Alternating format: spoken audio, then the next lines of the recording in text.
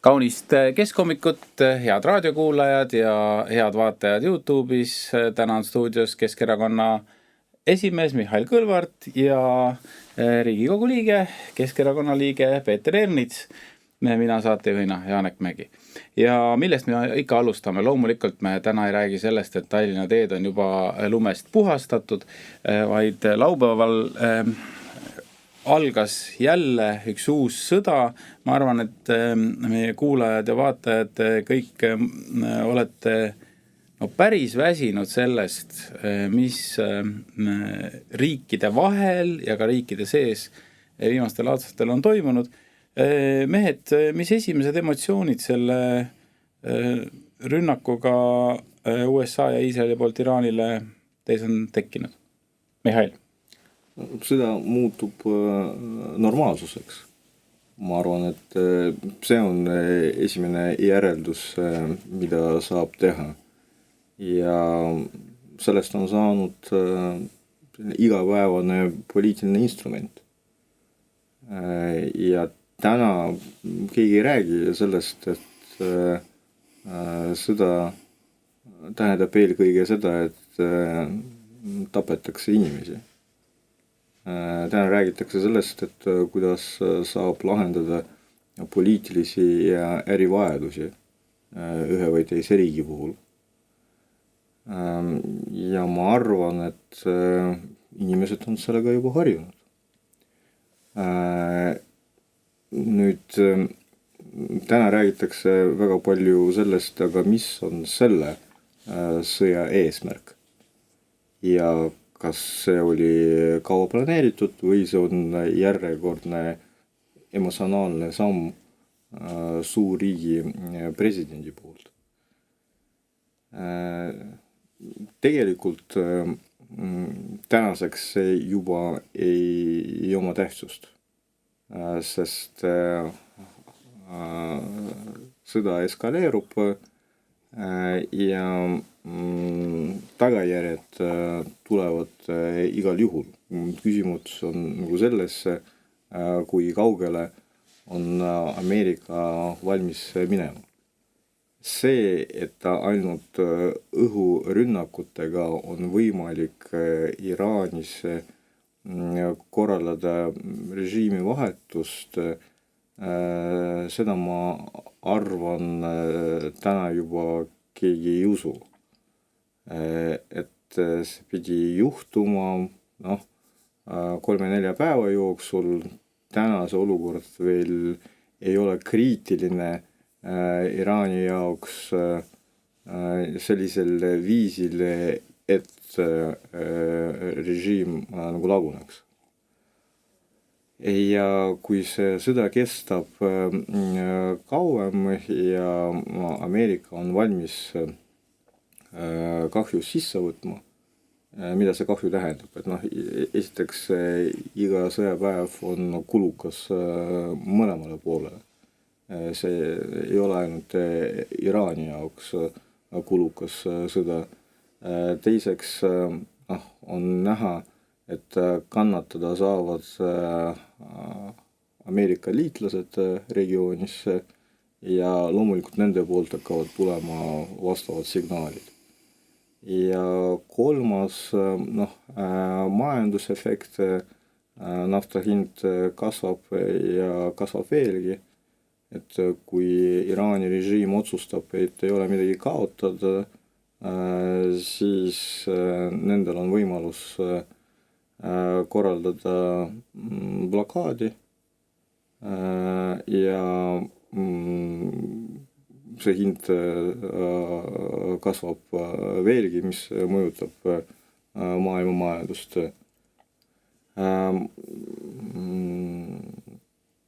Teisest küljest, kui juhtubki nii, et Ameerika on valmis pikaajaliseks sõjapidamiseks ja režiim päriselt nagu laguneb, siis ma tuletan meelde, et Iraanis elab 93 miljonit inimest ja me oleme näinud, kuidas lagunevad režiimid selles regioonis ja mida see tähendab. et stabiilsust muidugi lähiaastatel ei teki, räägime sellest, et tekiks mingi demokraatlik valitsemine, aga kaos, terrorism, põgenikud, see on kõik see, mis jõuab varem või hiljem ka Euroopasse. Jah, sa ütlesid jumala õigesti, et sõda on muutunud normaalsuseks ja tegelikult sellest ei ole varem räägitud, aga tegelikult see on kogu aeg olnud. Kui vaadata maailma tervikuna, et rohkem on neid päevi, kui sõda käib, kui neid, kus sõda ei käi kusagil, aga nüüd on see jõudnud meieni sisuliselt, mida sa välja ütlesid. Ja see on esimene asi, aga teine asi on, seal on ju kõik kellegi huvid on seal. Iisraeli valimised tulevad, Netanyahu selle sõja suur initsiaator on tegelikult ju Iisrael hoopis.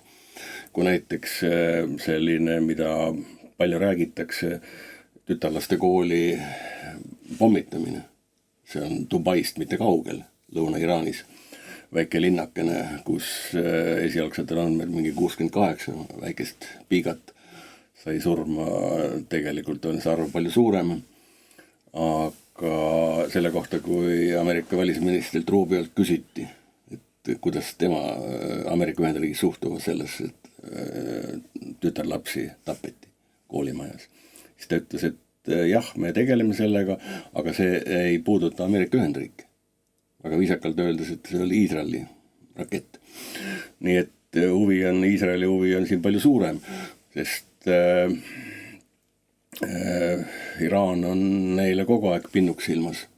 Iraanil on tohutu palju ballistilisi rakette, on Hezbollah, Hutud, edasi ümberringi ja Iisraeli huvi on kaua aega olnud, et kasutada seda võimalust, et nõrgestada Iraani. See on esimene asi.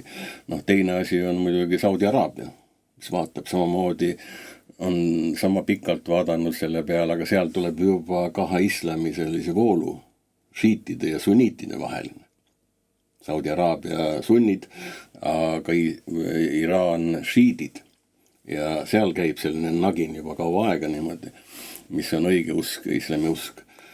See külg siis maailma šerif ja Ameerika Ühendriikide president, kes püüab nagu oma retoorika järgi õiglust maailmas korda lüüa.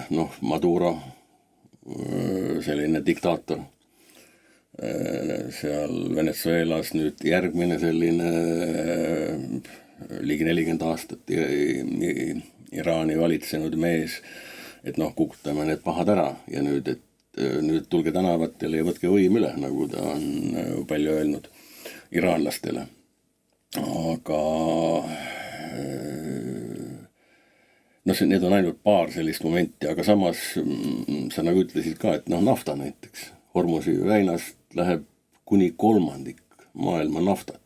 Kuni 1/3, viiendik või 20-30%. See tähendab juba seda, mis see tähendab, eks ju, loomulikult nafta hinnaga see 90 miljonit ebastabiilsus, Iraan on väga võimas riik. Armee on üle 600 000. Ja nii edasi kõik, ja kui Trump on öelnud, et see on alles algus. Trumpi sõnadega muidugi peab olema ettevaatik nendest kaugetele ulatavaid järeldusi tegemast. Aga igal juhul sõjad on nüüd Ukraina, mida siin Euroopa üritab paaniliselt, et kuidas see mõjub Ukrainale, Vene-Ukraina sellele, lisaks veel Iraan on ju Venemaa liitlane. Nii-öelda kurjuse telg, nagu meil nimetakse Põhja-Korea ja nii edasi. Et see on selline rosolje või supp, mida on väga raske süüa ja mõjutab muidugi kogu maailma, meid samuti. Ma ütleks, et võib-olla Eesti inimesed ei mõtle selle peale, mis on pindalade vahe näiteks Iisraeli ja Iraani vahel. See on 80 korda. 80 korda. et seal on, aga noh, teisest küljest noh, ma siiski arvan, et ma käisin viimati Iisraelis novembris 2025, see on siis mõned kuud tagasi tegelikult, ja ma ütleks, et see Nova festivalil juhtunud, see rünnak, noh, see oli selline murdekoht, kus nad ütlesid, et nüüd aitab. Et see on alati, noh, inimesed hakkavad kuskil hetkel lahutama, et nüüd aitab, et see on viimane piir ja kõik nii.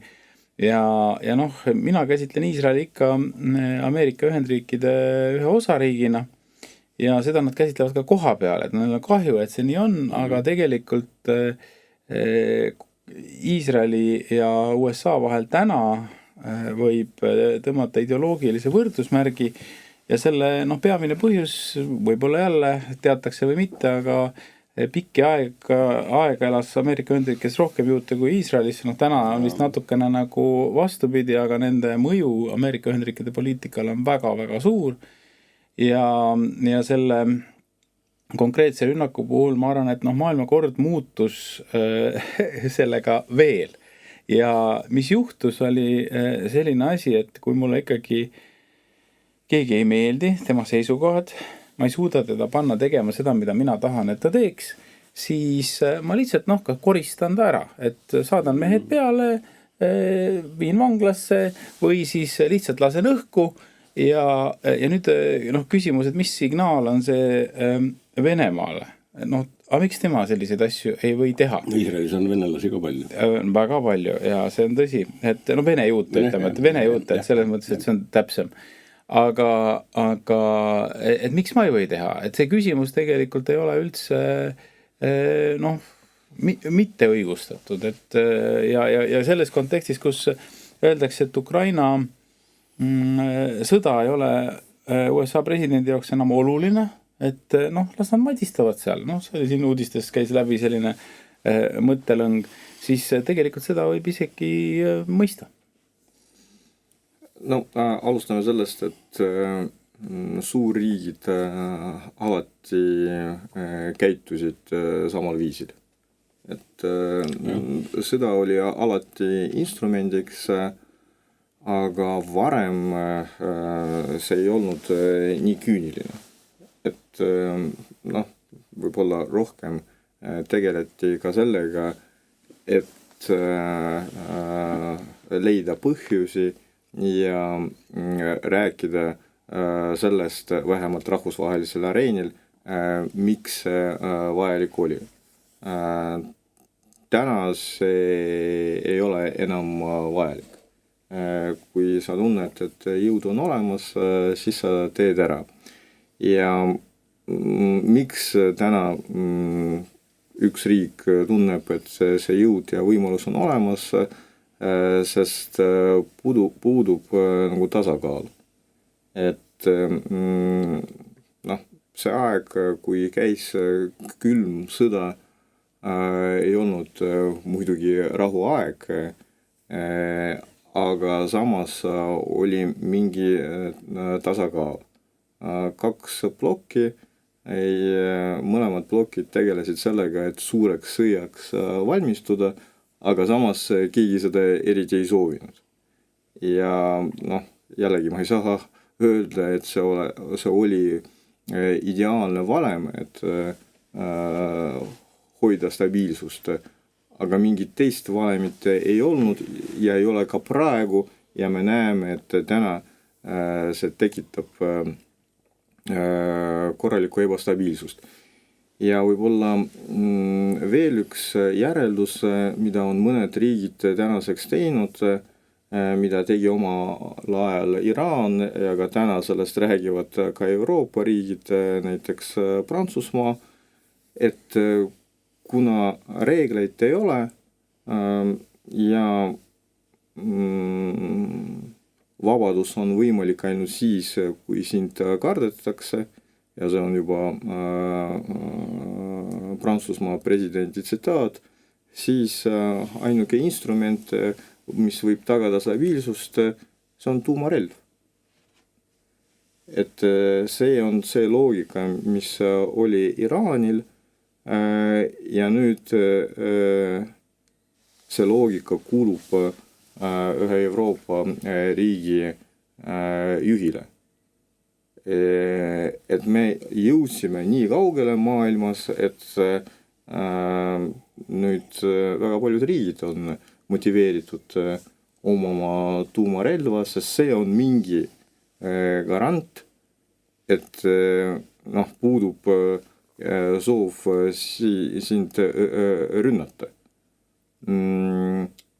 Isegi meie lugupeetud välisminister otsustas sellest nagu rääkida, mida võib-olla ei oleks vaja teha. Ja ehk siis mida me hakkame tulevikus, lähitulevikus nägema. See, mis Euroopas juba toimub, relvastumine muidugi, aga need riigid, kes saavad endale lubada, et muidugi hakkavad mõtlema ka selle peale, et julgeoleku garantiiks on tuumarelv. Ja see on veel üks eskaleerumise suund, mis meid tõenäoliselt ootab. Tuumarelva puhul ma ütleks tegelikult seda, ma mäletan lapsepõlvest, et mul oli kogu aeg selline hirm, et äkki see tuleb. Meil oli need tsiviilõppused, kõik sellised ärgid, 70ndate lõpp, 80ndate algus, see tundus nagu, päriselt oli selline, mõtted käisid läbi, et mis siis juhtub, kui siuke asi tuleb ja ma kuskilt lugesin, et kui toimub kõige võimsam tuumaplahvatus, näiteks Tallinnas, siis Tartus on sul 15 minutit aega, et istuda autosse ja sõita nii kiiresti, nii kaugele, kui sa jõuad, et see lööklaine sinuni ei jõuaks. Et lähemal on juba kõik juba põhimõtteliselt hävinud, aga ikkagi natuke sul aega on Tartus. Aga Eesti puhul on tegelikult see tuuma teema on ju lihtsalt selles, et kui relvad on olemas, siis kunagi keegi peast hulluks läheb. Aga samas jälle tuumapead on loetud ja... neid on 15 000 tükki ja 90% nendest on kahe riigi käes, et 93 isegi, et Ameerika ja venelaste käes, et see Vene sõjalise võimekuse alahindamine on minu arust seotud peamiselt sellega, et nad on näiteks Ukrainas läinud täiesti teist teed, nad on üritanud minna sisse jalaväega, mida Iraanis ameeriklased ei plaani, mida nad ka tegelikult teha ei taha, aga tegelikult venelased ei julgenud Ukrainas Zelenskit lihtsalt ära röövida või tema peakontorit koos segi pommitada, tegelikult oleks see kindlasti olnud võimalik. Kui me näeme, mis ameeriklased on Iraanis teinud. Ja, täna on kõik instrumendid laua peal, ütleme nii, ja ei tahaks seda ette kujutada, aga kui juhtub nii, et Iisraelil tekib eksistentsiaalne oht ja nende käes on teadaolevalt tuumarelv. Kas keegi arvab, et Iisrael ei kasuta seda? Kindlasti kasutab. Ja nüüd täna käib sõda. Muidugi praegu tundub, et selline tehnoloogiate tase Iisraeli ja Ameerika puhul on nii kõrge, et Iraanil ei ole ühtegi šanssi. Aga kui me vaatame territooriumi, rahvaarvu, siis ja saame aru, et ainult rakettidega seda režiimi vahetust ei ole võimalik saavutada, siis mis on see nagu valik, mis ootab Ameerikat, et kas nad tunnistavad, et see režiim saab jätkata. Ma arvan, et vajadusel Trump leiab, kuidas seda sõnastada. See on lihtne, tal on head PR-nõu. Ta ütleb, et mingi hetk, aga sõda on võidetud, tulemus on saavutatud ja sellega see asi nagu lõpeb mingi hetk. Aga kuna me saame aru, et selle sõja peamine arhitekt on tõenäoliselt Iisrael ja nemad juba ikkagi soovivad ka päris tulemuse ja see päris tulemus on vähemalt režiimi vahetus, aga autoritaarse riigi režiimi vahetus tähendab tegelikult kaost. Ei ole võimalik, ajalugu seda ei tea, ei ole näinud ja seda ei tule ka, et on praegu autoritaarne või tegelikult totalitaarne režiim ja siis homme tuleb demokraatlik valitsus. Seda ei juhtu, seda pole kuskilt võtta, et ei ole traditsioone, ei ole vastava kultuuri, ei ole inimesi, kes suudaks seda tagada. Ehk siis alternatiiv on ainult kaos. Et meeldib see meelde või mitte, aga see on reaalsus. Ja see kaos tähendab ka seda, ja nüüd on nagu teine tagajärg, mis on päris võimalik. Et kuna Iraan on rahastanud terroristlikke organisatsioone ja terroristide vahendeid ei vali, siis need rünnakud, mis võivad tekkida üle maailma, Euroopas, Araabia riikides, Iisraelis, need ennustada ei ole võimalik, kuidas see hakkab välja nägema. Ja lõppkokkuvõttes, kui tagajärjed on liiga kriitilised, siis me ei suuda prognoosida, kuidas ka Iisrael pärast reageerib. Ehk siis nende sündmuste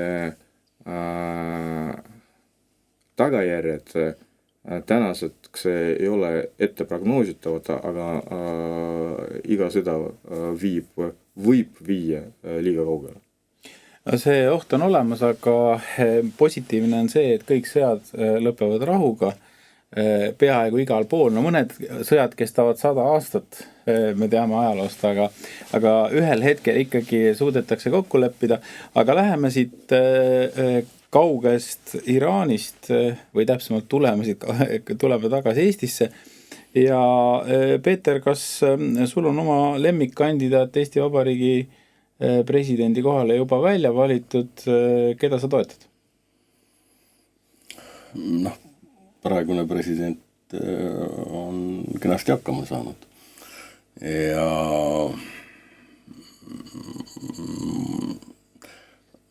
ma olen seda arvanud juba algusest peale, isegi enne algust ja panustanud ka sellesse, et ma loodan, et ta jätkab, aga neid, kes tahaksid, neid on nagu ikka päris palju, kes vaatavad, võimalus saabub ja ma ei tea, kas on mõtet neist rääkida, aga Riigikogus on ikkagi selgelt tunda, et presidendi valimised lähenevad ja on vaja... Kuupäevad on ka paika pandud juba. Mis need on siis, ütle raadiokuulajatele ja... Septembris natuke.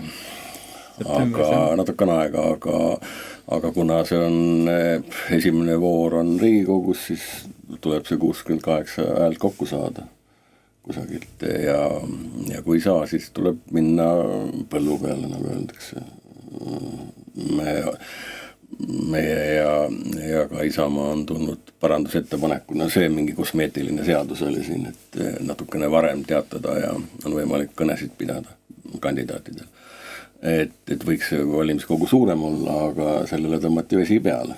Et ei ole vaja midagi, et oma valitsusi on vähemaks jäänud ja tänu sellele ka neid valijamehi potentsiaalseid, aga see nagu praegust parlamenti ei huvitanud Hussarit, kelle see eelnõu, kosmeetilise eelnõuga välja tuli, nii et praegu toimuvad arutelud, kelle taha minna, jah, uuring on, et 70% istuval presidendil on alati head võimalused, sest ta on nähtav ja kui ta midagi väga valesti ei ole teinud, siis isegi rünnakut talle külge ei hakka, aga Mihhail, Riigikogus ma märkasin sotsiaalmeedias, et sa käisid ka ühel koosolekul, kus seda presidendivalimist arutati. Et mida seal räägiti ja mis meeleolu sa sealt said? No ma arvan, et tegelikult me peame tunnistama, et presidendi valimiste ümber alati käivad poliitilised mängud. Eriti olukorras, kus juba aasta pärast toimuvad ka Riigikogu valimised. Suuremas plaanis erakonnad kasutavad kampaaniat Riigikogu valimiste kampaania esimeseks etapiks ja valitsuserakonnad ehk siis koalitsioon püüavad presidendivalimised ära kasutada ka selleks, et kindlustada enda võimu vähemalt valimisteni. Ehk siis kahjuks see, mida me näeme erakondade puhul, ei ole otse seotud ühe või teise kandidaadi.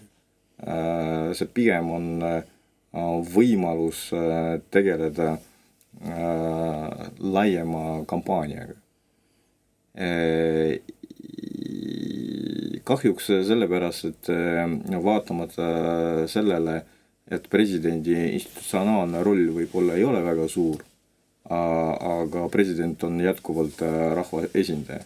Nii rahvusvahelisel areenil kui ka siin meie riigis. Ja rahvas minu arvates andis päris kindla signaali, et praegune president võiks jätkata. Ja ideaalis erakonnad võiksid näidata, et ikkagi mingi ühtsus nii erakondade vahel kui ka ühtsus rahvaga on võimalik.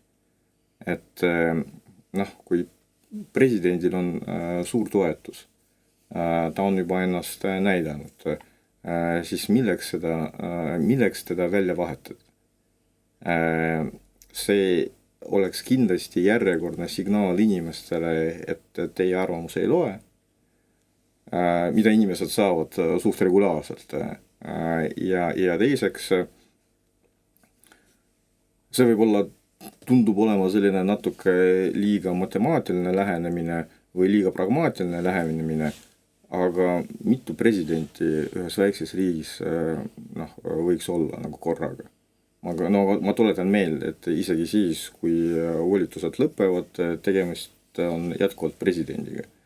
Et minu arvates, et kui president näitab, et ta on adekvaatne, et tal on võimekus jätkata, et inimesed teda toetavad, et miks oleks vaja valida veel kedagi, et ta võiks vähemalt 2 ikkagi perioodi olla ja küll selle aja jooksul kasvavad veel väärikad kandidaadid. Toomas Hendrik Ilves sai Riigikogust omal ajal teise ametiaja ja ma loodan, et teil need nii-öelda presidendikandidaadi otsingud lähevad hästi ja mul on tunne, et kõige populaarsem kandidaat hetkel ongi Alar Karis, aga siin on veel natukene aega. Muidugi tahaks, et ka tema poolt tuleks kindel signaal. Ma arvan, seda ootavad nii inimesed, et ma olen valmis. Et erakonnad ka, võib-olla need erakonnad, kes soovivad teda välja vahetada, nendele nagu sobib see, et vastust ei tule, siis nad saavad enda kandidaadidega välja tulla. Et praegu see oleks peaaegu igale võimalikule kandidaadile mõnes mõttes maine risk. Kui Karis ütleb, et jah, mina kandideerin, siis ükskõik, kes teine kandidaat on, siis ta on Karise vastu. Ja ma arvan, see teeks kandideerimise keerulisemaks. Aga kui vastust ei tule, siis varsti me kindlasti näeme, et erakonnad hakkavad enda poolt kedagi pakkuma. Ma arvan, see eelmäng on tehtud, me kuulame, kuidas 3 erakonnast tuleb sama sõnum, isegi sõnastus on sama, selle sõnumi sõnastus, et peab tulema president, kellel on rahvusvaheliste suhete taust ja kogemus, et no ja siis me tegelikult saame nagu öelda, kes need 2-3 kandidaat. Need üks kandidaati. Okei. No sa oled juba liiga küüniline. Et no see ettevalmistus nagu käib, rääkida sellest, et presidendi vastu juba eelmise aasta lõpus oli käivitatud selline nagu antikampaania. Ma kommentaariks ütleks veel seda, et mulle tundub, et Eestis tähendab välispoliitiline ekspertiis seda, et sa hommikust õhtuni vaatad CNN ja BBC, loed Economist ja Financial Timesi ja kõiki muid ajalehti. Ma tean, et Peeter nagu loeb ja on kursis välismaa meediaga, aga mulle tundub suur osa ja meie eksperdidest loevad kohaliku kohalikud meediad ja sellest teevad analüüsid, niinimetatud analüüsid. Aga kas see tähendab seda, et need inimesed on tegelikult võimelised rahvusvahelisi protsesse juhtima? Noh, ma ei ütle, et ei ole. Mina arvan, et tegelikult kui panna Eesti Vabariigi presidendiks täiesti tavaline inimene, noh, kes võib-olla ei ole ka poliitikas eriti kaua olnud, võib osutuda täitsa edukaks, sest mina isiklikult ei näe mitte kuidagi. Sina isiklikult oleksid valmis? Ei, seda ma ei öelnud. Aga ma isiklikult ei näe seda, et need rahvusvaheliselt noh, ütleme, nende protsesside juhtimine Eestil oleks väga intensiivne. Mida ma tahan öelda, noh, ja millele ma tahtsin viidata, et natuke naeruvääristati Hanno Pevkurit, et kuidas ta on Dubais ja tal ei olnudki informatsiooni, et Ameerika plaanib Iraani rünnata. Ja selles mõttekäigus on tegelikult üks väga oluline uba Eesti välispoliitika kohta. Ja see on see tegelikult, et kui suur on üldse Eesti Vabariigi presidendi võime rahvusvahelist välispoliitikat suunata, juhtida. Noh, me tegelikult näeme ka Kaja Kallase puhul, kes istub Brüsselis, et see ei ole liiga suur. No, hästi öeldud. No tegelikult muidugi see väga palju sõltub mitte taustast, vaid sellest, kui suur see isiksus on. Sa siiski arvad, et Eestis saab olla natukene suurem, kui meile endale meie riik tundub? Ma arvan, et roll sõltub väga palju konkreetsest inimesest ja iga inimene rolli saab nagu teha suuremaks. Ainuke asi, mida ei tohi unustada, et meil ei ole vaja välisministri presidendi ametikohal. See meil juba on. Räägime sellest, et meil ei ole vaja teist samasugust välisministri. Noh, presidendi roll on nagu laiem ja täna meil on vaja eelkõige inimest, kes võtaks enda peale rahva ühendaja rolli. Seda on eksistentsiaalselt vaja praegu ühiskonnale. Absoluutselt, ma arvan, et meil oleks vaja sellist presidenti ja ma ei räägi nüüd, ütleme, isegi ainult isikust, vaid institutsiooni, kes on suunatud riigi sisse. Et noh, kas president suudab piisavalt näiteks inimesi tunnustada, noh, naljaga pooleks või mitte, aga Arnold Rüütel andis vist 700 või 800 teenet märki omal ajal, aga praegu antakse teenete märke vähem, ma arvan sellepärast, et kui sa annad üle seal 100-200, siis on selline olukord, nad ei mahu saali ära. Ja mul on järgmisele presidendile selline soovitus, isegi noh, Karis võib selle mõtte nüüd kohe siit ära võtta, et andku teenete märke 2 korda aastas. Et meil on ju tegelikult 2 suurt pidu, et meil on vabariigi aastapäev ja siis taasiseseisvumispäev või iseseisvuse taastamise päev, kui olla täpne. Et tegelikult siis saaks inimestele öelda rohkem, no president saaks öelda rohkem, et te tublid, te väärite midagi, ei oleks seda probleemi, et saal on liiga väike. Ja kuule, aga meil on suur saal ka, kus saab ühe korra anda kõik. See on tõsi. Aga tänase saatega on juhtunud selline vahva lugu, et see on saanud läbi ootamatult. Ma kahtlustasin ka, et need teemad, mis meil täna on, et need haaravad rohkem, kui me ette arvasime, aga täna olid Keskhommiku stuudios Riigikogu liige Peeter Ernits, Keskerakonna liige samuti ja nagu alati minu hea saatekaaslane Keskerakonna esimees Mihhail Kõlvart, kes on ühtlasi ka Tallinna volikogu juht ja mina saatejuhina Janek Mägi. Kuulake Keskhommikut ja vaadake Keskhommikut nii Raadio 7 kui ka YouTube'is.